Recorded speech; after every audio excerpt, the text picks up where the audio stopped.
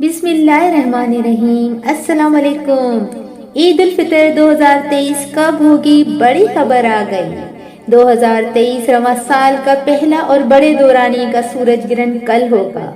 ماہر فلکیات کے مطابق 20 اپریل جمعرات کو سورج گرہن ہوگا جو صبح 6:30 بجے شروع ہو کر دوپہر 12 بجے ختم ہوگا۔ فلکیاتی حساب کے مطابق سورج گرہن چاند کی 29 تاریخ کو ہوتا ہے، جس کے اگلے روز نیا چاند پیدا ہو جاتا ہے۔ تاہم 20 اپریل کو جن ممالک میں سورج گرہن دیکھا جائے گا ان ممالک میں نیا چاند قطعی نظر نہیں آئے گا۔ اس لیے پاکستان میں بھی عید الفطر 22 اپریل بروز ہفتے کو ہی ہوگی۔